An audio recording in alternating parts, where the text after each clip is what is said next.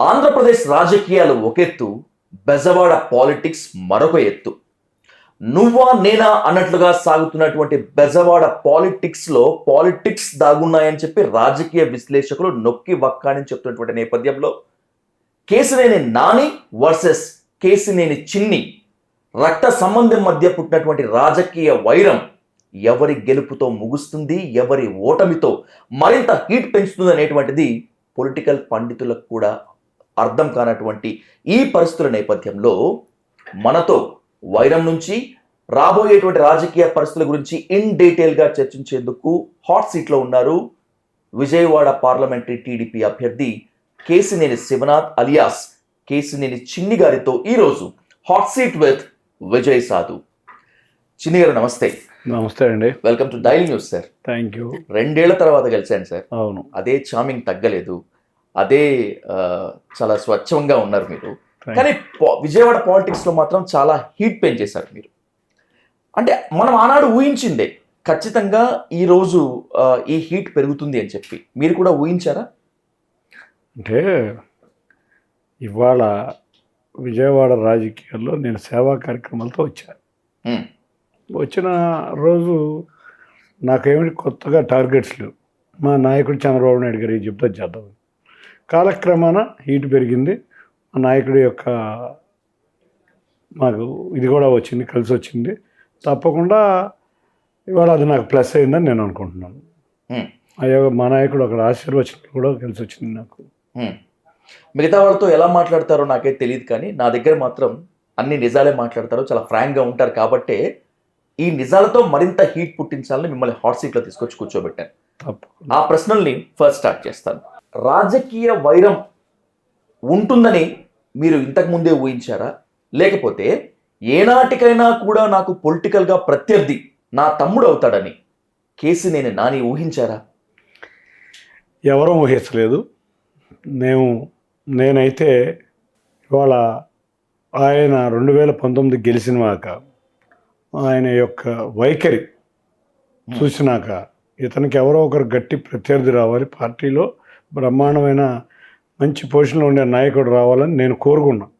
ఎందుకు కోరుకున్నానంటే ఇవాళ మా నాయకుడు చంద్రబాబు నాయుడు గారిని ఆయన పదే పదే విమర్శించిన తీరును చూసి తప్పకుండా ఇతను గట్టి ప్రత్యర్థి రావాలని కోరుకున్నాను. అది నేను అవుతానని నేను ఊహించలేదు. తప్పకుండా ఇవాళ ప్రత్యర్థిగా కాదు, ఇవాళ అన్ని విధాలుగా అతని మీద విజయం సాధించిన వ్యక్తిగా నేను చాలా ఆనందంగా ఉంది నాకు. 1999 నుంచి ఆ మనస్పర్ధలతో, ఆ అపోహలతోటి, ఇంకోటితోటి నేను సర్ది చెప్పుకుంటూ మౌనంగా ఉండుకుంటూ వచ్చాను, భరించాను అన్నారు మీరు. అంత టార్చర్ పెట్టారా నానే మిమ్మల్ని? మనస్పర్ధలు కాదు, అవమానాలను కూడా భరించి ఏ రోజు కుటుంబ గౌరవం అనేది బయటకి పోకుండా జాగ్రత్తగా వ్యవహరించాం. మా కుటుంబం మొత్తం వ్యవహరించింది, నేను ఒక్కడనే కాదు, మా కుటుంబంలో ప్రతి ఒక్కరూ అదేవిధంగా వ్యవహరించారు. అయినా కూడా అతని వైఖరి మారలేదు. అతను ఎంత మంచి పొజిషన్లోకి రావాలని మేమందరం కోరుకున్నామో అతని వైఖరి ఇంకా అంత దిగజారింది. అందుకనే ఇవాళ నిజంగా 1999 నుంచి ఎన్నోసార్లు విడిపోయినా కూడా ఆయన భవిష్యత్తు కోసం చాలాసార్లు కలిసాం. 2009లో ప్రజారాజ్యంలోకి వెళ్ళినప్పుడు, 2014లో తెలుగుదేశం టికెట్ వచ్చినప్పుడు కలిసే పనిచేసాం. కానీ ఆయన వైఖరి మాత్రం మారలేదు. కాబట్టి ఇవాళ ఆ వైఖరితో విసిగిపోయాం. ఆ వైఖరి మా అధినాయకుడి మీద కూడా చూపించారు. కాబట్టి తప్పకుండా ఈ పార్టీలో ఈ పార్టీలోంచి అతన్ని పంపించేయాలని కూడా మేమందరం ఒక తలించాం. తప్పకుండా అది నెరవేరింది. పార్టీలో ఎవరెంత పెద్ద పొజిషన్లో ఉన్నా అధినేత, హైకమాండ్ అంటే కృతజ్ఞతతోటి, అంకిత భావంతో, వీర విధేయతతోటి ఉంటారు. కానీ మీడియా సాక్షిగానే బొకేను విసిరివేసినటువంటి క్రెడిట్ లేకపోతే ఇంకేదన్నా అనాల్సి వస్తే అది నానిగారి సొంతం. మీరు అన్నట్లుగా అధినేత పైన అంత విసుగు ప్రదర్శించాల్సినటువంటి గ్యాప్ వాళ్ళిద్దరి మధ్య ఎందుకు వచ్చింది? ఏమీ ఉండదు. మీరు చూస్తే అతని వ్యక్తిత్వం అది. ఎవరైతే పెంచి పోషించారో వాళ్ళతో ప్రతి విషయంలోనూ గొడవ ఉంటుంది. ఎప్పుడూ కూడా నేను అందరికన్నా గొప్పవాడిని భావించే వ్యక్తులు ఇటువంటి వాళ్ళు. ఇతని వైఖరికి జగన్ వైఖరికి ఏమాత్రం తేడా లేదు. జగన్ రెడ్డి వైఖరి, ఇతని వైఖరి ఇది ఒక పెక్యులర్ వైఖరులు. ఎవరిని కూడా నాకన్నా గొప్పని. కానీ ఇతను జగన్లో మొండితనం ఉంటే ఇతనిలో భయం ఉంది. ఆ భయం కూడా అతనికి రెట్టింపు ఉంది. కాబట్టి ఇది ఒక రకమైన వ్యాధి అనుకుంటా నేను. తన భయాన్ని ఎదుటి మీద వాళ్ళ మీద రాళ్ళేసి ఆనందపడతా ఉంటాడు. అట్లాగే మా నాయకుడి మీద కూడా ఇటు మొదలుపెట్టాడు. కేసినేని నాని అంటే చాలా మంది ఫైర్ బ్రాండ్ అంటూ ఉంటారు. అదే స్థాయిలో చాలా మంది తలతిక్క మనిషి అంటూ ఉంటారు. కొన్ని కొన్ని ఘటనలు కూడా దాన్ని రుజువు చేస్తూ ఉంటాయి. పార్టీలో చాలా మందితో దూరంగా ఉంటారు ఆయన. పార్టీ క్యాడర్ కూడా ఆయన దగ్గరగా ఉండరు. అధినేతతో గొడవ, చివరికి కుటుంబ సభ్యులతో గొడవ, చివరికి మీడియాతో కూడా తీవ్రమైనటువంటి వైరం. దీనికి తగ్గట్లు మీరు కూడా మొన్న ఆయన్ని సైకోతో పోల్చారు. నిజంగా కేసినేని నాని సైకోనా, లేకపోతే ఒక డిఫరెంట్ మెంటాలిటీయా? సైకో కన్నా వికృతమైన మెంటాలిటీ అయింది. విషయం ఏంటంటే సమాజంలో ఎవరిని గౌరవం ఇవ్వాలి, ఎవరిని ఇవ్వం. నిజంగా మనం ఈ సమాజంలో బతికేది ప్రతి ఒక్క వ్యక్తికి వాళ్ళకి ఆత్మగౌరవం ఉంటుంది. ఆ వ్యక్తి యొక్క ఆత్మగౌరవాన్ని మనం పరీక్షించాలి. అటువంటి వ్యక్తుల్ని మనం చూసాం. మీడియా మిత్రులు చాలామంది ఉంటారు. పాపం వాళ్ళంతా చిన్న చిన్న కాంట్రిబ్యూటర్స్. మీరు చూస్తే నందిగామ, తిరువూరులో 5,000 రూపాయలకు కూడా పాపం ఉద్యోగం చేసుకుంటూ ఉంటారు. వాళ్ళని కూడా వదలడం. అసలు ఏం అవసరం? బిర్యానీ ప్యాకెట్లు అమ్ముడిపోతారంటాడు, లేకపోతే సారా ప్యాకెట్లు అమ్ముడిపోతూ ఉంటాడు. అది ఒక వికృతమైన వైఖరి. అంతేకాకుండా మళ్ళీ మీడియానే కాదు, కుటుంబాన్నే కాదు, తను పెంచిన నాయకులనే కాదు, ఒకటి అతనిది స్ట్రైట్ కాదు, అంతా వంకర బుద్ధి. వంకర బుద్ధి అంటే మీరు అర్థం చేసుకోండి. 2019లో ఎంపీ అయ్యేదాకా మొన్నటి వరకు 9 నెలల 9 సంవత్సరాల వరకు చంద్రబాబు నాయుడు గారు గొప్ప నాయకుడు. అంతేకాకుండా లోకేష్ గారు చాలా మంచి వ్యక్తి, నేను పూజలు చేశాను, అటువంటి వ్యక్తి మనం ఇక్కడ ఉండకూడదు, మనం తప్పకుండా పూజలు చేసి జైల్లోంచి బయటకు రావాలని పూజలు చేశాను అని రకరకాల వ్యాఖ్యానాలు చేశారు. అంతేకాకుండా విజయవాడ అభివృద్ధి 2014 నుంచి 19 వరకు బ్రహ్మాండంగా చేశాము, అది చేసాం, ఇది చేసాం అని చెప్పిన వ్యక్తి, అమరావతి కావాలని కోరుకున్న వ్యక్తి. ఇవాళ జగన్ దగ్గరికి వెళ్ళిపోగానే ఈ నెలలో ఆయన మా డెసిషన్స్ అన్నీ మారిపోయాయి. అమరావతి వద్దంటాడు. అసలు అందరూ రాష్ట్రం మొత్తం కోరుకునే అమరావతిని వద్దన్న ఈ క్యాండిడేట్ని ఏమనాలో మాకెవరికి అర్థం కానీ నవ్వు వస్తుంది ఇటువంటి వికృతమైన మెంటాలిటీని చూస్తే. చంద్రబాబు నాయుడు గారు ఏదో డబ్బులకి సీట్లు అమ్ముకున్నానంటాడు. తను చేసే ప్రతి విషయం తను అద్దంలో చూసుకుని ఎదుటి వాడి మీద ఆపాదించే ఈ మనస్తత్వాన్ని ఏమని టెర్మినాలజీలో అంటారో కూడా మాకెవ్వరికి అర్థం కాని విషయం. ఇతను ఒక సైకో కన్నా ఇంకా ఏమన్నా పెద్దవాడు ఉందంటే అది ఇతనికి ఉపయోగపడుతుందని నేను అనుకుంటున్నాను. కేసినేని నాని వైసీపీలోకి చేరతారని చెప్పి రాష్ట్రంలో ఎవరు ఊహించలేదు. నాకు తెలిసి చివరికి నాని కూడా అనుకుని ఉండరు వైసీపీలోకి వెళ్తాను, జగన్ని పొగుడుతాను అని చెప్పి. ఖచ్చితంగా కేసినేని నాని వైసీపీలోకి వెళతారు అనేటువంటి సిమ్టమ్స్ని మీరు గుర్తించారా ఇంతకుముందు? నేను ఆల్రెడీ 2-3 సంవత్సరాల ముందే గుర్తించినప్పుడు కూడా మా పార్టీ అధినాయకత్వానికి అందరికీ చెప్పాం. ఎందుకంటే మీరు చూస్తే ఎప్పటి నుంచో కోవర్ట్ ఆపరేషన్ జరుగుతుంది. ఏ విధంగా జరుగుతుందంటే మా పార్టీ నాయకులను విమర్శిస్తారు, ఓకే, మా ఇన్ఛార్జీలను విమర్శిస్తారు, మా అధినాయకులను విమర్శిస్తారు. ఏ రోజు జగన్ విమర్శించడం, జగన్ ఉన్న ఎమ్మెల్యేలను విమర్శించడం, అవినీతి మీద మాట్లాడడం, ఏదైనా కూడా పొగుడుతాడు, వాళ్ళతో కలిసికట్టుగా తిరుగుతూ ఉంటాడు. అటువంటి వ్యక్తి మీరు ఏమనుకోవాలి? అతను 3 సంవత్సరాల నుంచి కోర్టు ఆపరేషన్ చేయట్లేదా? తప్పకుండా చేసి ఇక్కడున్న మా పార్టీని నాశనం చేద్దాం అనుకుని కంకణం కట్టుకున్నాడు. ఆ కంకణం కట్టుకుని రకరకాలుగా ప్రవర్తించాడు. కానీ మా నాయకులు, కార్యకర్తలు అందరూ అర్థం చేసుకుని ఇది మునిగిపోయే నావా, అయితే అమ్మట వెళ్తే మనం కూడా మునిగిపోతామని తెలిసి ఎవరు ఒక్కళ్ళు కూడా వెళ్ళలేదంటే అది మా నాయకులు, కార్యకర్తలకి తెలుగుదేశం అధిష్టానం మీద ఉన్న నమ్మకం, విశ్వాసం. కేసినేని నానిని టీడీపీ నుంచి వైసీపీకి వెళ్ళగొట్టడంలో అత్యంత కీలక పాత్ర పోషించినటువంటి అభియోగం మీ మీదే ఉంది.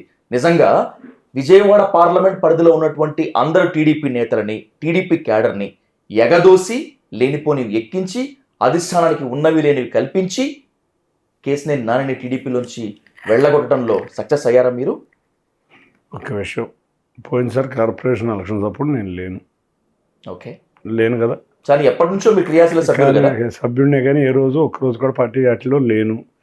2019లో గెలవంగానే 2000 కార్పొరేషన్ ఎలక్షన్స్లో మా నాయకుడిని ఏమన్నాడు, నువ్వు కుప్పం చూసుకో, నాది విజయవాడ అన్నాడు.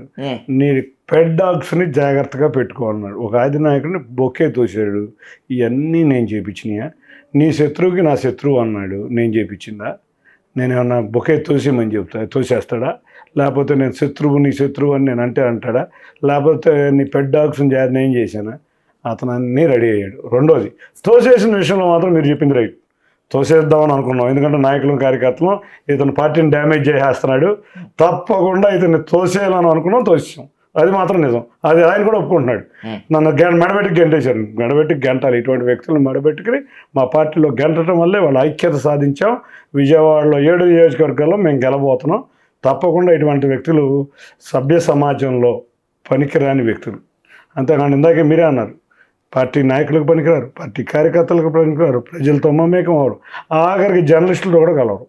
జర్నలిస్టులు అందులో చిన్న చిన్న చిరు వ్యాపారులు ఉంటారు, కార్మికులు ఉంటారు, వాళ్ళతో కూడా కలవరు. ఇటువంటి వ్యక్తి సభ్య సమాజంలో అవసరం మనకి. అందులో మా పార్టీకి అవసరమా? మేము గుర్తించాం కాబట్టి ఇతను బయటికి గంటానికి మేము అందరం కలిసి కట్టుకు బయటికి అయితే గంటాం. సో మీరు పైకి కనిపించేంత సాఫ్ట్ అయితే కాదు. ఎందుకు మేము మా నాయకుడిని విమర్శిస్తే మాలో ఉన్న ఏ కార్యకర్త ఊరుకోరు. అంతకుముందు కూడా మీకు చెప్పా, కుటుంబం ముఖ్యమా పార్టీ ముఖ్యమా అంటే కుటుంబం ముఖ్యమే. కానీ ఇటువంటి వ్యక్తులు ఉన్న కుటుంబంలో ఆ వ్యక్తులు ఎవరైతే చంద్రబాబు నాయుడు గారిని విమర్శించారో, చంద్రబాబు నాయుడు రాష్ట్రానికి మేలు జరుగుతున్న చంద్రబాబు నాయుడు గారిని విమర్శించారు, మా కుటుంబం అందరం కలిసికట్టుగా ఉండి అటువంటి వ్యక్తులను బహిష్కరించాం. నాకు ఈ రోజు కూడా అర్థం కానటువంటి ఇష్యూ ఏంటంటే, తన ఎంపీ స్టిక్కర్ దుర్వినియోగపరిచారని చెప్పి మీ వైఫ్ మీద కేసు పెట్టారు. తను అనుకున్న స్థాయిలో బర్స్ట్ అవుట్ అవుతారు మీరు గ్యారంటీగా, అప్పుడే కుటుంబం నెట్టనెల్లుగా చీలిపోతుందని చెప్పి అందరూ అనుకున్నారు, దాంట్లో నేను కూడా ఒకడిని. బట్ చాలా సంయమనం పాటించారు మీరు. ఎంత మేరకు రెస్పాండ్ అవ్వాలో అంత మేరకు రెస్పాండ్ అయ్యారు. ఏంటి దానికి కారణం? అసలు దానికి ఒకటే కారణం, ఆయన అప్పటికి మా పార్టీలో గౌరవ మెంబర్ ఆఫ్ పార్లమెంట్. ఓకే, మా పార్టీ విషయాలు రచ్చగా అవ్వకూడదు, మా కుటుంబ విషయాలు రచ్చకెక్కకూడదని నేను తలంచాను. ఆ రోజు కూడా మా నాయకుడు వారు కూడా ఒకటే చెప్తున్నారు, కోవర్ట్ ఆపరేషన్ చేస్తున్నాను ఆయనకి తెలుసు, కానీ మారతాడు అతి మంచి నాయకుడు మా చంద్రబాబు నాయుడు గారు, మారతాడు అని చూసి ప్రతినిత్యం చూసేవాళ్ళు. కాబట్టి మేము మా అంతర్గత విషయాలు బయటకు తెచ్చి, ఆయన ఏదో చేశాడు కదా పార్టీని, మనం కూడా బయటకు వచ్చి డ్యామేజ్ చేద్దామనే ఉద్దేశం మాకు ఎవ్వరికీ లేదు. కాబట్టి మేమందరం కూడా ఆయన ఎంత రెచ్చగొట్టినా, ఎన్ని అసందర్భంగా ఎన్ని పిచ్చి పిచ్చి వ్యాఖ్యానాలు చేసినా కూడా మేము ఏ రోజు రెచ్చిపోలేదు. కానీ ఒక సమయం వచ్చింది, ఒక దళిత నాయకుడిని మా పార్టీలో అవమానించినాక మా పార్టీ అధిష్టానం కూడా చాలా సీరియస్గా తీసుకుని దాన్ని బయటికి గెంటేయాలని అనుకున్నాం, బయటికి గెంటేసాం. కేసినేని కుటుంబంలో ఉన్నటువంటి చిన్న చిన్న విభేదాల్ని క్యాష్ చేసుకొని ఆ కుటుంబంలో కుంపటి పెట్టి నెట్ట నిలువునా చీల్చినటువంటి ఘనత చంద్రబాబుది, లోకేష్దే. ఇది ప్రత్యర్థుల యొక్క మాట. ఒప్పుకుంటారా దీన్ని? 1994-99లో లోకేష్ ఎంత ఏజ్ ఉంటుందండి? మా అర్థం కావట్లా. 1999లో మేము విడిపోయినప్పుడు చంద్రబాబు నాయుడు గారు ఏంటంటే, ఆయన ఉమ్మడి రాష్ట్ర ముఖ్యమంత్రి, 2 నిమిషాలు కూడా నాని అనేవాడు ఎవడో కూడా తెలియదు అతనికి. ఓకే, అటువంటి వ్యక్తి మనకు తెలియదు కదా. ఈయన ఎప్పుడు తెలిసాడు? పీఆర్పీ నుంచి వచ్చి బయటకు వచ్చి తెలుగుదేశంలో తెలిసినాక చంద్రబాబు నాయుడు గారికి తెలిసి ఉండొచ్చు. మరి నేను పీఆర్పీలోంచి బయటకు వచ్చింది 2010లో 9లో. మరి అప్పటికే మేము విడిపోయి ఉన్నాంగా. మరి ఆ మాట్లాడే వ్యక్తులకి బుర్ర ఉందా, బుర్ర లేకుండా మాట్లాడుతున్నారో నాకైతే అర్థం కావట్లేదు. మేము విడిపోయి ఇప్పటికి 1990 నుంచి 99 నుంచి మా కుటుంబం విడిపోయింది. చంద్రబాబు నాయుడు గారికి ఏం సంబంధం అని చెబుతారండి? ఏదో మాట్లాడేసి చంద్రబాబు నాయుడు మీద ఒక మరక అంటించేద్దాం అనుకుంటారు. 99 చంద్రబాబు నాయుడు గారికి నానికి ఏమైనా పరిచయం ఉందా? 2019లో అది అయినాక, అది కూడా 2014లో మేమందరం కుటుంబ సభ్యులు అందరం వెళ్ళి చంద్రబాబు నాయుడు గారిని రిక్వెస్ట్ చేసినాకే ఆయన ఆ రోజు ఎంపీ సీట్ ఇచ్చారు. ఓకే, కుటుంబాన్ని అందరం వెళ్ళి రిక్వెస్ట్ చేసామని ఇచ్చారు. తర్వాత విషయాలు అసలు 19 నుంచి మీడియా అంతా చూస్తుంది. ఆయన బహిరంగంగానే చెబుతున్నాడు ఏ విషయమైనా. నేను ఏ రోజు చంద్రబాబు నాయుడు గారిని గౌరవించింది లేదు, ఏ రోజు మహానాడికి వెళ్ళింది లేదు, పాదయాత్రలో పాల్గొంది లేదు. ఇవన్నీ ఎవరు చేశారు? చంద్రబాబు నాయుడు గారు చేశారా? నువ్వు వెళ్ళిపోదాం అనుకుని నువ్వు డిసైడ్ అయ్యి నువ్వు చేసుకున్న కార్యక్రమాలు ఇవి. అది మాత్రం ఊరికినే ఒక సింపతి తెచ్చుకుందామని, లేకపోతే ఏదో ఎదురుని మరకంటిద్దామని అనుకుంటున్నారా? అసలు ఈ విమర్శించే వ్యక్తులు ప్రతి ఒక్కరూ తమ కుటుంబ వ్యవహారాలు చూసుకోండి. ఒక వ్యక్తి అయితే 2 చెల్లెళ్ళు పోరాడుతున్నారు, అది కూడా చంద్రబాబు నాయుడు గారు చేశారా? లేకపోతే 1999 నుంచి మా కుటుంబం చేశారా? ఈ మరకలంటే ఇయటం కాదు, ఉన్న సాక్ష్యాలతో తెలుసుకోండి. సీట్లు మీకు ఎవరో లేరు కాబట్టి మా పార్టీలోంచి తోసేసిన గంటబడిన పనికి మాలిన వ్యక్తికి మీరు సీట్లు ఇవ్వటం జరిగింది. మీకు అటువంటి అభ్యర్థులు కరువయ్యారు. ఎందుకు పనికిరాని వ్యక్తి అనుకున్న వ్యక్తికి మీరు ఇచ్చారు. మీకు కూడా తెలుసు అది. ఉమ్, ఇతను గెలవడానికి మీకు తెలుసు. ఏదో అడ్డు పెడదాం అనుకున్నారు, అడ్డు పెట్టారు. కాబట్టి మా కుటుంబం అనేది మేము విడిపోయినప్పుడు చంద్రబాబు నాయుడు గారికి ఎవరికి పరిచయం లేవు. మేము అంటే పరిచయం అంటే పలానా కుటుంబాన్ని పరిచయమే, కానీ ఎవరు క్రియాశీలకంగా లేము. అప్పటికే విడిపోయాం. కేసినేని నానికి సీటు ఇచ్చేటప్పుడు విజయవాడ ఎంపీగా ఏంటి ఇంత కర్మ పట్టింది ఏంటి, అసలు ఇవ్వటం ఇష్టం లేదు జగన్కి అని మీరు ఒక సంచలన స్టేట్మెంట్ చేశారు. ఇచ్చారు. మీకు జగన్కి మంచి అవినాభావ సంబంధాలు ఏమైనా ఉన్నాయా? అంటే జగన్ గారి వ్యక్తిత్వం చూసిన వాళ్ళు ఎవరైనా నాని ఇలాంటి సైకోకి సీట్ ఇవ్వడానికి తెలుసుకుంటారు. మనం చూస్తున్నాం కదా, ఇద్దరిది సేమ్ మెంటాలిటీ. ఆయన గత 2 సంవత్సరాల నుంచి వైసీపీలోకి వెళ్దామని చాలా గట్టిగా కృషి చేశాడు. ఓకే. కానీ ఏ రోజు రానివ్వాల. ఎందుకు మళ్ళీ ఇంకోటి తీసుకొచ్చి ఇంకో రఘురామకృష్ణరాజుని మన నెత్తి మీద పెట్టుకుందాం అనుకునే వ్యక్తిత్వం జగన్. ముందే ఆన్సర్ చెప్పేశారు. కానీ ఇతను అసలు వ్యక్తిత్వం మాకు తెలుసు. ఇతను పెద్ద భయస్తుడు. ఓకే. జగన్కి అది తెలియటం తెలియలేదు కాబట్టి ముందు వద్దు అనుకున్నాడు. తర్వాత అర్థమైంది ఇతను భయస్తుడు. ఇతను తీసుకొచ్చి అవినాష్కో వెల్లంపల్లి సీన్కో అసిస్టెంట్ కింద పనికి వస్తాడని చెప్పి ఇప్పుడు వాళ్ళిద్దరికి అసిస్టెంట్ కింద పెట్టాడు జగన్. చాలా మంది చెప్పేటువంటి మాట ఇందాక అన్నట్లుగానే నా ప్రశ్నకి ముందే మీరు ఆన్సర్ చెప్పేశారు. కేసినేని నాని వైసీపీలోకి రావటం అంటే రాబోయేటువంటి రోజుల్లో కాబోయే మరో RRR రఘురామకృష్ణరాజు అంటున్నారు. అది సాధ్యమయ్యే పనేనా? ఎట్టి పరిస్థితుల్లో సాధ్యం కాదు. రఘురామకృష్ణరాజు గారు పాలసీస్ మీద జగన్ని డిఫర్ చేసుకుంటా వచ్చి ఆయనకున్న మాట్లాడే పరిజ్ఞానం, ఆయనకున్న ఓపిక, ఆయన మీడియా ముందు ప్రజెంట్ అయ్యే థింగు చాలా గొప్పగా ఉంటుంది. ఈ నాని అనేవాడు ఎట్లాగో గెలవడం, ఈ వైసీపీ అనేది ఎట్లాగో ఉండదు. వీళ్ళంతా ప్రజా జీవితంలో కనుమరుగైపోతారు. తప్పకుండా రఘురామకృష్ణరాజుకి 10% కూడా పనికిరాని వ్యక్తి. ఇద్దరు మీడియా మిత్రులనే చూసాం తోలనాడటం. రఘురామకృష్ణరాజు ఎప్పుడైనా తోలనాడతాడా? అసలు అతనికి ఇతనికి ఏ విధమైన సంబంధం ఉంటుంది అనుకుంటున్నారు? రఘురామకృష్ణరాజు అనే వ్యక్తి ఒక్క జగన్ పాలసీని వ్యతిరేకిస్తాడు. ఇతను అసలు ప్రజల్ని వ్యతిరేకిస్తాడు.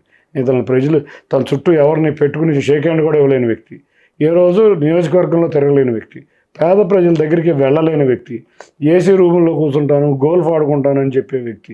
ఇటువంటి వ్యక్తి రఘురామకృష్ణరాజుకి సంబంధమే లేదని నేను అంటున్నాను. కానీ బెజవాడ అంటే కేసినేని నాని అంటే బెజవాడ.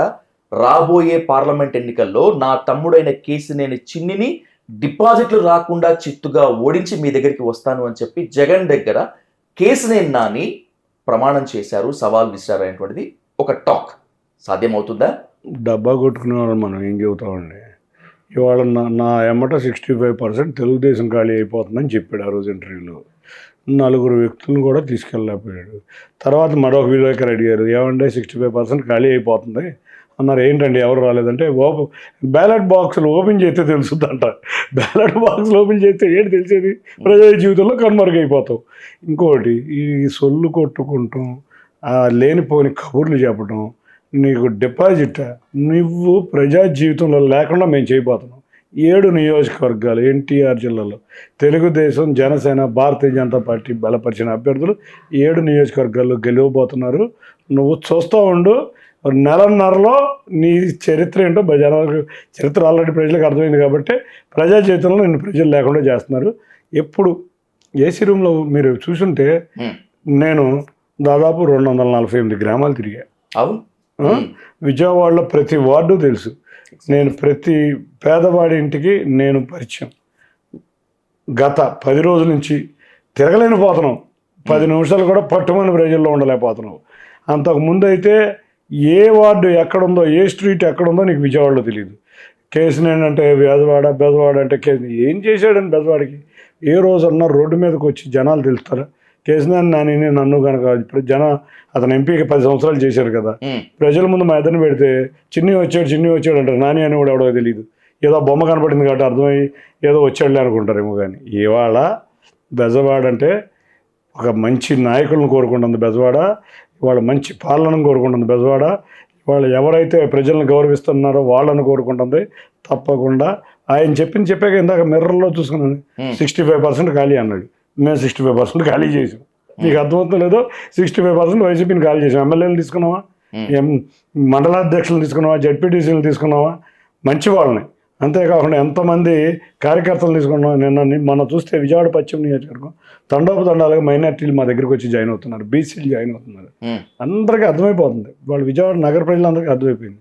విజయవాడ అంటే నాని లేకపోతే ఇంకోటో ఈ డబ్బా కబుర్లు, డబ్బా ట్యాగులు, ఏదో నోరుంది కదా అని ఏది పడితే అది మాట్లాడాలి తప్పితే ఇతను ప్రజా జీవితంలో దేనికి పనికిరాడు. కాబట్టి రుచి చూపిస్తున్నాం. జగన్ ప్రామిస్ ఏముంది, 100 ప్రామిసులు చేయొచ్చు, దేనికి డబ్బులు ఇస్తాయి లేకపోతే నేను ఇంకోటి చేయొచ్చు అని. ఎన్ని ప్రామిసులు చేసుకున్నా జగన్ కూడా సర్వేలు ఉంటాయిగా, అన్ని సర్వేలు తెలుస్తూనే ఉంటాయి కదా. అతనికి కూడా అర్థమైంది కాబట్టి అవినాష్ వెనకమాల, వెల్లంపల్లి వెనకమాల, లేకపోతే ఇంకోళ్ళు వెనకమాల తిప్పుతున్నాడు. లేకపోతే వాళ్ళందరూ ఈయన వెనకమాల తిరిగేవాడు, ఈయన కనుక ప్రజాపాలన ఉంటాయి. ఓకే, మా దగ్గర మా నాయకుడు నారా చంద్రబాబు నాయుడు గారు ఎంతసేపు నాని మారుతాడని పక్కన కూర్చోబెట్టుకున్నాడు. ఇవాళ ఏ రోజైనా జగన్ దగ్గర కూర్చోగలిగిన వ్యక్తినా, అవినాష్ దగ్గర నుంచునే వ్యక్తి. కాబట్టి ఇటువంటి నాయకులు ఎట్టి పరిస్థితుల్లో ప్రజా జీవితంలో ఉండరు. ఏ పార్టీ హైకమాండ్ అయినా కూడా సిట్టింగ్ ఎంపీని, అందులో కాస్త ఆర్థిక బలము, సామాజికంగా బలం ఉన్నటువంటి ఏ వ్యక్తిని వదులుకోవడానికి ఇష్టపడదు. బట్ టీడీపీ కేసినేని నానిని వదులుకొని కేసినేని చిన్నిని అంటే మిమ్మల్ని ఎంచుకుంది. కేసినేని నానిని పక్కన పెట్టి మిమ్మల్ని ఎంచుకోవటంలో అసలు ఎన్ని ప్రత్యేకతలు ఉన్నాయి మీలో? ఏం క్యాపబుల్? ఎట్లా మీరు? మా చంద్రబాబు నాయుడు గారు ఒకటే కోరుకుంటాడు, అధికారంలో ఉన్నా ప్రతిపక్షంలో ఉన్నా ప్రజల పక్షంలో ఉండాలంటారు. అంతేకాకుండా ప్రజలకు సేవ చేయమంటారు. అంతేకాకుండా ప్రజల కోసం పోరాడడం చేయమంటారు. అటువంటి గుణాలన్నీ నాలో ఆయనకు నచ్చినాయేమో. అంతేకాకుండా ఏ రోజు ప్రజలకు ముందుకు వెళ్ళని వ్యక్తులు, కార్యకర్తలను పట్టించుకునే వ్యక్తులు, ప్రజా జీవితంలో ఎవరికి గౌరవమైన ఇవ్వలేని వ్యక్తులు ఉండటం మా పార్టీకి కూడా ఇష్టం ఉండదేమో. అందుకని ఆ గుణాలన్నీ నాలో ఉన్నాయని ఆయన ఆలోచించి ఉండొచ్చు. కాబట్టి నేను మంచి అభ్యర్థిని అవుతానని ఆయన, మీరు అబ్జర్వ్ చేస్తే 1,25,00,000 శాంపిల్స్ తీశారు రాష్ట్రం మొత్తం మీద. అంటే ప్రజలు కూడా ఎవరిని కోరుకుంటున్నారో వాళ్ళే సెలెక్ట్ చేశారు. దాంట్లో నేను ఉంటున్న అదృష్టంగా భావిస్తున్నాను. తప్పక మా నాయకుడు నా మీద పెట్టిన బాధ్యతని, మా నాయకత్వం నా మీద ఉంచిన, నా భుజస్కంధాల మీద ఉంచిన బాధ్యతను తప్పకుండా నెరవేరుస్తాను. విజయవాడ ప్రజలు నాకు అవకాశం ఇచ్చారు, తప్పకుండా ఈ అవకాశాన్ని సద్వినియోగం చేసుకుంటాను. వైసీపీ అధికారంలోకి వచ్చినటువంటి తర్వాత కుంభకోణము, స్కాము, లేకపోతే ఇంకేదో దుర్వినియోగం అయ్యాయంటూ మూసివేసింది అన్నా క్యాంటీన్లు. కానీ ఆ టైంలో మీరు సొంతంగా అన్నా క్యాంటీన్లు తెరిచి పేదల ఆకలి తీర్చారు. ప్రభుత్వ దృష్టిలో ఇది ప్రభుత్వ వ్యతిరేక చర్య, అత్యంత దుస్సాహసానికి ఒడిగట్టారు మీరు. అలాంటి సమయంలో ఏం భయం లేదా? ప్రభుత్వం ఏదైనా చేస్తుందనో లేకపోతే ఇంకేదో అవుతుందనో? ఏమంటే పేద ప్రజలు భోజనం పెడుతున్నాం, అది దుశ్చర్య ఏంటండి? బుద్ధి ఉందా, బుద్ధి లేదా అతనికి? నేను పేదల పెన్నిదిని ఇంకోటి అని చెప్పి అధికారంలోకి వచ్చాడు. అన్నా క్యాంటీన్లు ఎవరు భోజనం చేస్తారు? ఫ్లైట్లో దిగినోడు వచ్చాను అన్నా క్యాంటీన్లు భోజనం చేస్తారు. బిల్డింగ్లో ఉండేవాళ్ళు ఎవరన్నా వచ్చి అన్నా క్యాంటీన్లో భోజనం చేస్తారా? పేద ప్రజలకి వెళ్ళే అన్నా క్యాంటీన్. ఇతనికి పేద ప్రజలకి ద్వేషి ఈ జగన్ రెడ్డి, పేద ప్రజల ద్వేషి. కాబట్టి అన్నా క్యాంటీన్లు రద్దు చేశారు. ఆ అన్నా క్యాంటీన్లు నేను ప్రారంభించే ముందు నేను ప్రజాసేవలోకి వద్దాం, ఎవరు ఏం భయపెట్టినా నిర్భయంగా చేద్దామని మొదలుపెట్టాం. ప్రజలు ఆదరించారు. అధికారులు కూడా, కొంతమంది పోలీసు అధికారులు కూడా బాగా సహకరించారు. ఎందుకంటే పేద ప్రజలకి అన్నా క్యాంటీన్ వెళ్తుంది, మనం దాన్ని ఆపకూడదు, ఏ సెంటర్లో పెట్టినా మనం ట్రాఫిక్ క్లియర్ చేద్దామని సహకరించారు. మున్సిపల్ సిబ్బంది కూడా ఎక్కడన్నా శానిటేషన్ ఇబ్బంది లేకుండా ఎప్పటికప్పుడు మా అన్నా క్యాంటీన్లు ఎన్ని చోటల్లో నీట్గా పెట్టారు. అధికారులు, ప్రజలు, కార్యకర్తలు, నాయకులు సపోర్ట్ వల్ల నా అన్నా క్యాంటీన్ బ్రహ్మాండంగా సక్సెస్ అవ్వటం, ప్రజలు నన్ను ఆదరించడం మొదలుపెట్టారు. అటువంటి అదృష్టం నాకు వచ్చింది అంటే అది తెలుగుదేశం పార్టీ నాయకులు, కార్యకర్తలు. నేను అన్నా క్యాంటీన్ని పెట్టినా వాళ్ళు విస్తృతంగా పర్యటించి అక్కడ సేవ చేయటం వల్ల ఇది వచ్చింది. కాబట్టి మేము అదే చెబుతాం, అధికారంలో ఉన్న ప్రతిపక్షంలో ఉన్నాం, మేము ప్రజల పక్షం అంటాం.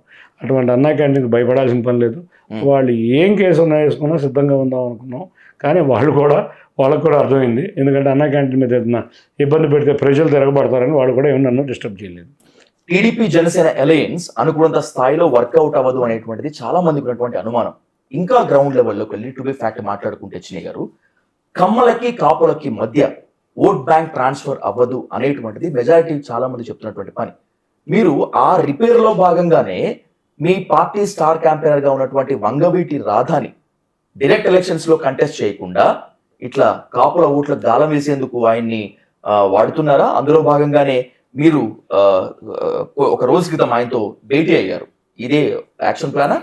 వంగవీటి రాధా మా తెలుగుదేశం పార్టీ నాయకుడు, ఆయన మా స్టార్ క్యాంపెయినర్. ఆయన వంగవీటి రంగా గారి కుమారుడే కదా. అవును, వంగవీటి రంగా గారు కాపు నాయకుడే కదా. మీరు కాపు నాయకుడు అంటారు, నేను పేదల నాయకుడు అంటాను. ఎందుకంటే మీరు కృష్ణలంక ప్రాంతంలో వంగవీటి రంగా గారికి విపరీతమైన అభిమానులు ఉండేవాళ్ళు. ఆ కృష్ణలంక ప్రాంతంలో ఏ సమస్య వచ్చినా ఆయన దగ్గరికి వెళ్ళేవాళ్ళు.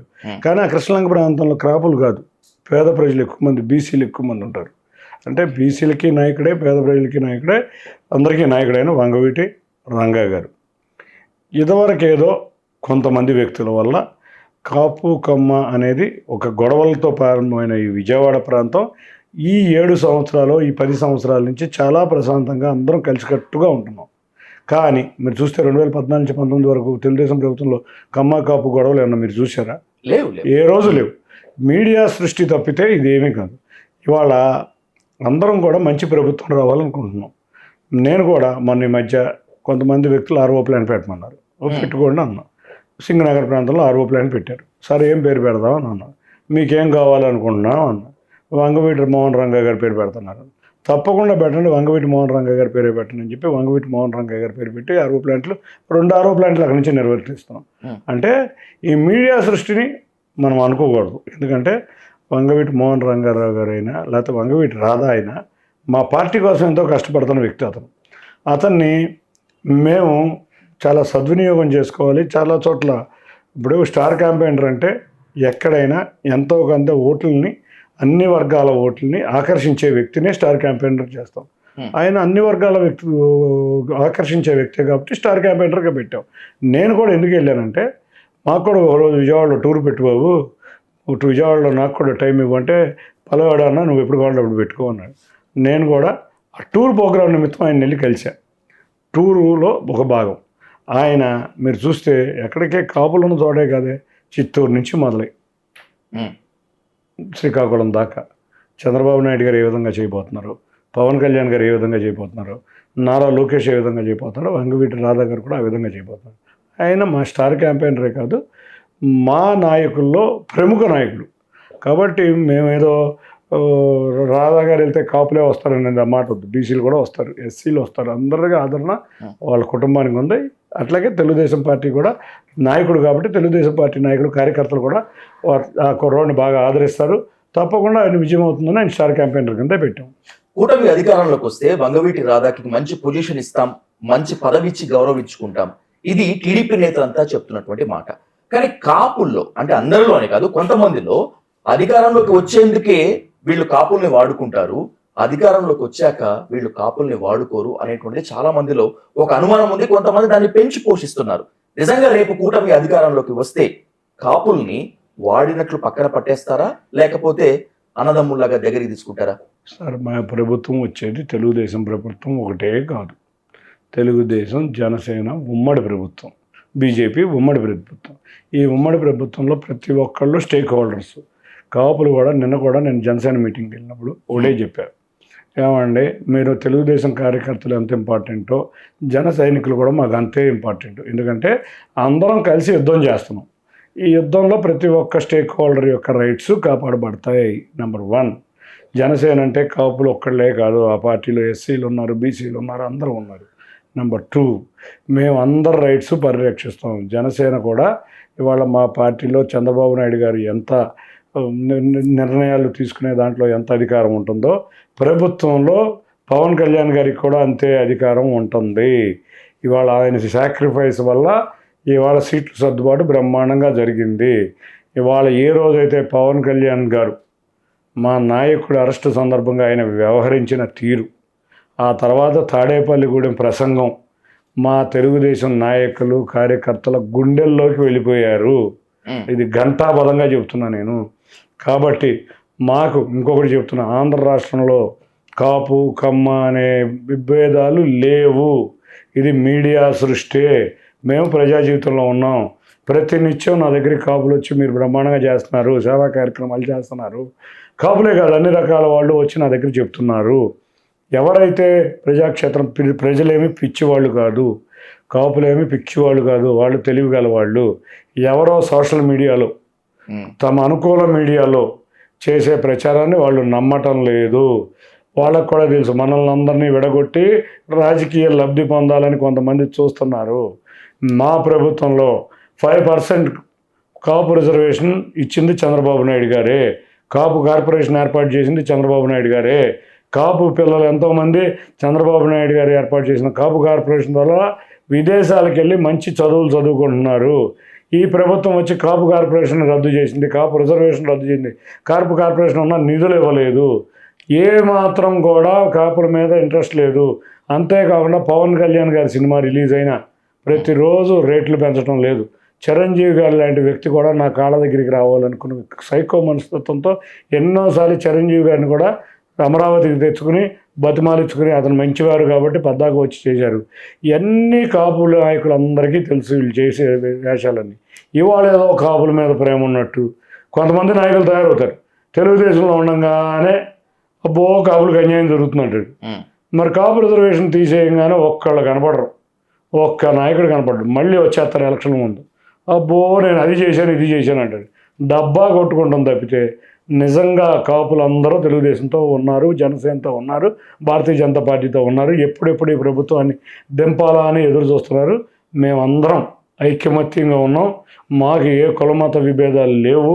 ఇదివరకు ఎప్పుడో 25 సంవత్సరాల హిస్టరీని మళ్ళీ ఏదో రేపాలను చూద్దామని అనుకున్నా మేము ఇవాళ మా రాజధాని అభివృద్ధి, మా విజయవాడ అభివృద్ధి, మా రాష్ట్ర అభివృద్ధి, మా పిల్లల భవిష్యత్తు, ముఖ్యంగా ఉద్యోగాలు రావాలి.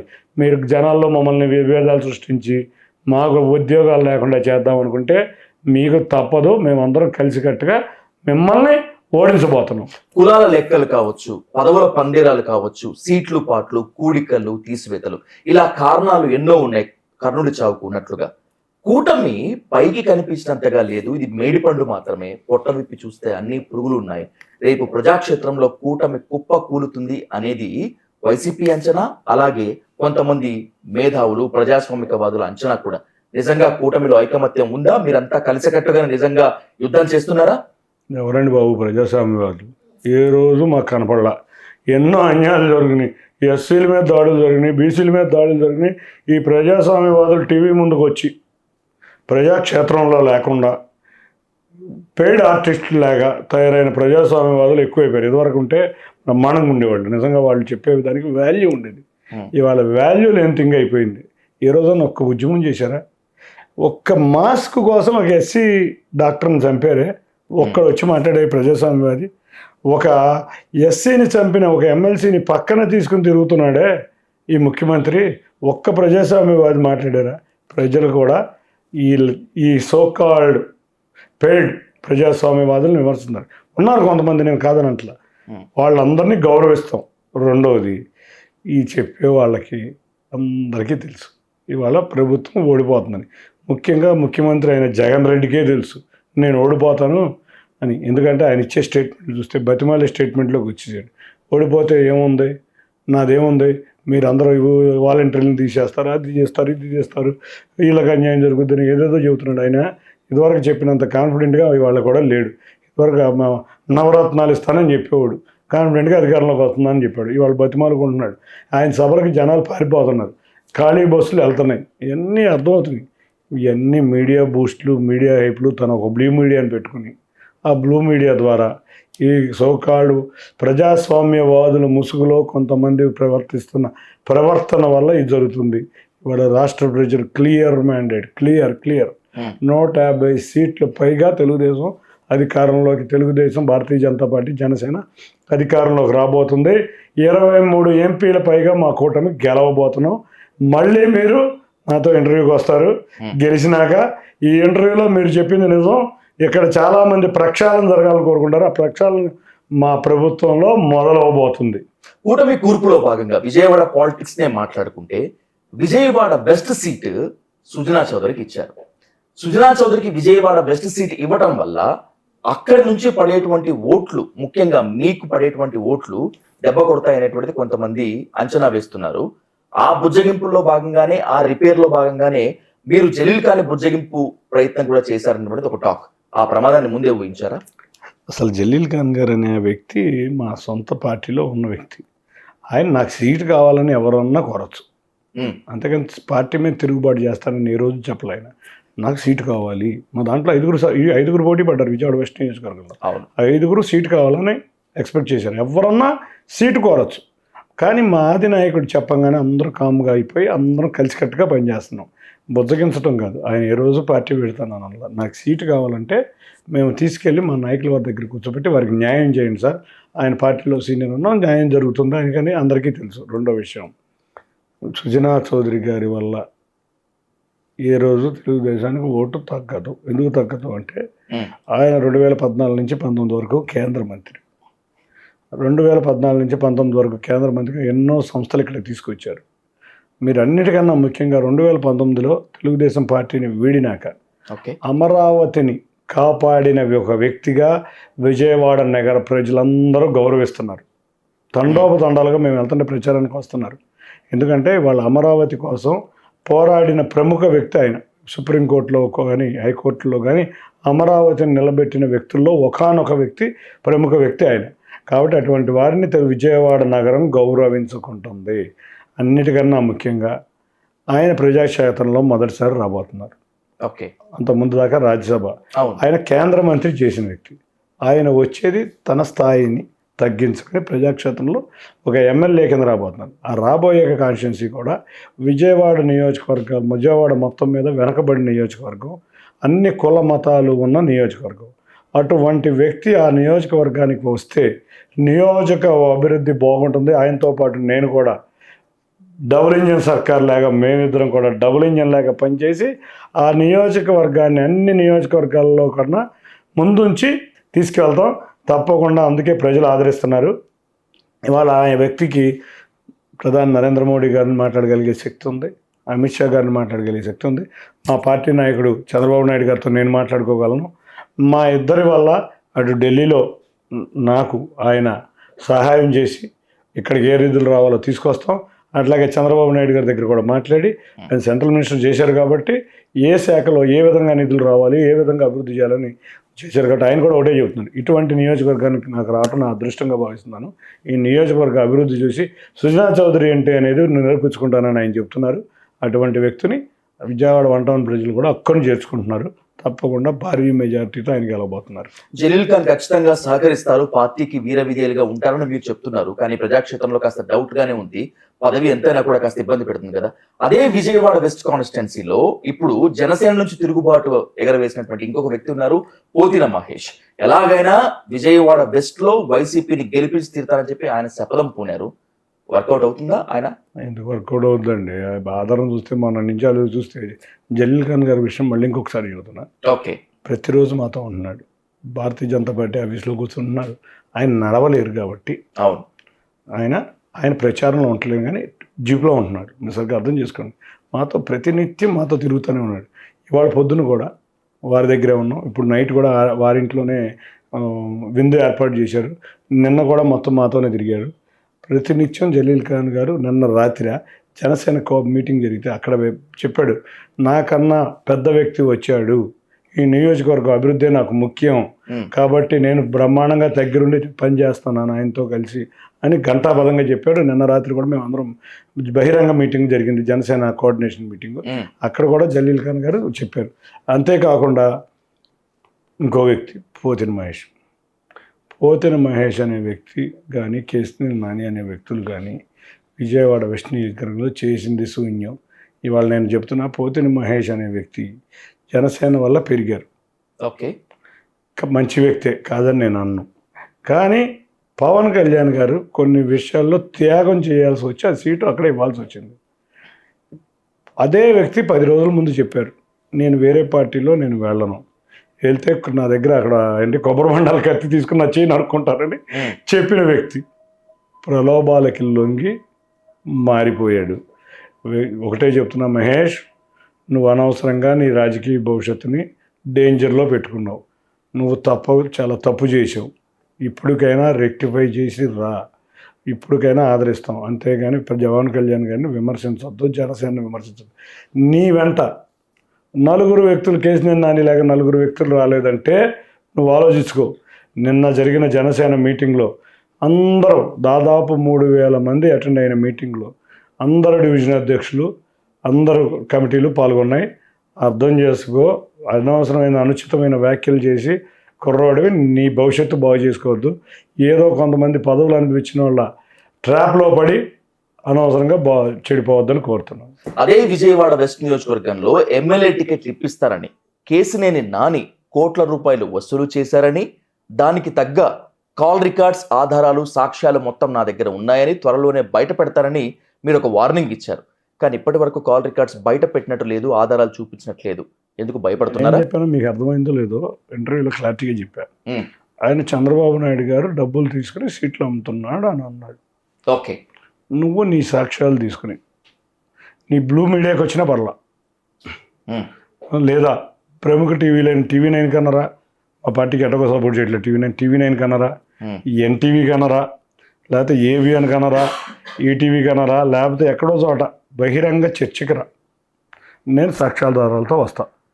నువ్వు సాక్ష్యాధారాలతో రావాలి. నువ్వు విమర్శలు చేస్తున్నావు కదా, సాక్ష్యాలు ఉన్నాయి, చంద్రబాబు నాయుడు గారు డబ్బులకి సీట్లు అమ్మేసుకున్నాను, నీ సాక్ష్యాలతో రా, నా సాక్ష్యాలతో వస్తా. నేను నిరూపించకపోతే ప్రజా జీవితంలో తప్పుకుంటా, నువ్వు నిరూపించకపోతే నువ్వు తప్పుకోవాలి అని ఛాలెంజ్ ఇస్తే, ఛాలెంజ్ ఇంతవరకు ఎవరు స్వీకరించాలి. ఛాలెంజ్కి ఇప్పటికీ సిద్ధం.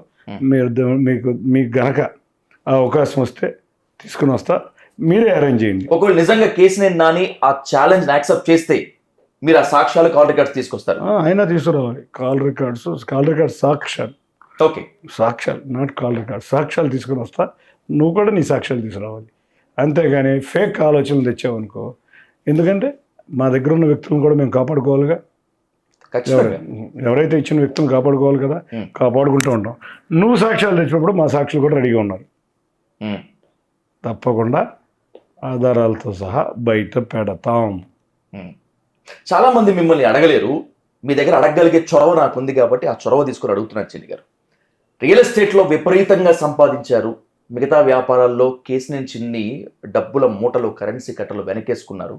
ఆ కరెన్సీ కట్టల్ని కాజేద్దామనే చంద్రబాబు నాయుడు మీకు విజయవాడ ఎంపీ సీట్ కోట్లాది రూపాయలు తీసుకొని ఇచ్చారట. నిజమేనా? ఇచ్చారు. మళ్ళీ మీరు కేసినేని నానిలాగా తయారయ్యారు. అదే చెప్తున్నా, చంద్రబాబు నాయుడు గారు విజయవాడ సీట్ ఇవ్వాలంటే కొన్ని, ఆఫ్టర్ ఆల్ నేను వేల కోట్ల ఆస్తులు ఉన్నవాళ్ళు ఉన్నారు, వేల కోట్ల ఆస్తులు ఉన్నారు. నేను ఒక 10,000 మందిలో కూడా ఒకరిని కాదు. విజయవాడ సీట్ ఇవ్వాలంటే అటువంటి సీటు విజయవాడ సీటు తెలుగుదేశానికి వెరీ ఇంపార్టెంట్ సీటు. ఇది రాజధాని సీటు. ఇటువంటి వ్యక్తులు చాలామంది 400, 500, 1000 కోట్లు ఇచ్చేవాళ్ళు కూడా ఉన్నారు విజయవాడ సీటు కోసం. అటువంటిది మా నాయకుడు ఎవరి దగ్గర రూపాయి లేకుండా సీటు ఇచ్చాడు. ఒక విషయం, అసలు ఇటువంటి కేసినేని నాని ఆరోపణలు మీరు మళ్ళీ నన్ను దగ్గర రిపీట్ చేస్తే చాలా బాధపడాల్సి వస్తుంది. ఎందుకంటే చంద్రబాబు నాయుడు గారిని మీరు అందరం చూసాం. ఓకే, అటువంటి వ్యక్తి మిమ్మల్ని నేను క్వశ్చన్ చేస్తున్నా, మీరే చెప్పండి, ఆయన వ్యక్తిత్వం అటువంటిదా? నాకు తెలిసి అయితే కాదు. మరి మీరు రాజకీయ ఆరోపణలకు సమాధానం చెప్పాల్సిన బాధ్యత కూడా మీ మీద ఉంటుంది కదా. చెప్పే కదా, నాని లాంటి వ్యక్తులకు ఆధారాలు తీసుకురావయ్యా బాబు, నేను తెస్తాను. ఏదో బురదేద్దామని జల్లేస్తాడు, రాడే. కాబట్టి చంద్రబాబు నాయుడు గారు పిల్లలు భవిష్యత్తు కాపాడే నాయకుడు. అభివృద్ధి బాగుండాలన్నా, రాష్ట్రం సంక్షేమం బాగుండాలన్నా, అంతేకాకుండా ఆత్మవిశ్వాసం, అంటే మన పిల్లలు వాళ్ళ కాళ్ళ మీద వాళ్ళు నిలబడి వాళ్ళ ఉద్యోగాలు వాళ్ళు చేసుకోవాలన్నా చంద్రబాబు నాయుడు గారే ఉండాలి. మీరు హైదరాబాద్లో ఉండొచ్చు, హైదరాబాద్ వాసులందరికీ తెలుసు చంద్రబాబు నాయుడు గారి యొక్క విజన్ ఏంటో. ఇవాళ 2020 అంటే ఏంటో చూపించారు. ఇవాళ నిజంగా ఆ రోజు నవ్వుకున్న వ్యక్తులందరూ ల్యాప్టాప్ని చూసి ఏంటి కంప్యూటర్ భోజనం పెట్టుద్దా అని కాంగ్రెస్ నాయకులు విమర్శించారు. నిజంగా భోజనం పెడుతుందా లేదా? ఇవాళ భోజనమే కాదు, రాష్ట్రాన్ని, తెలంగాణ రాష్ట్రాన్ని ఒక ఆర్థికంగా స్థితివంతమైన రాష్ట్రంగా తీసుకెళ్ళినవి అవన్నీ చంద్రబాబు నాయుడు గారి విజన్. కాబట్టి మీకు తెలుసు, నాకు తెలుసు, మీ అందరి మనసుల్లోనూ తెలుసు చంద్రబాబు నాయుడు గారు అంటే ఏంటనేది.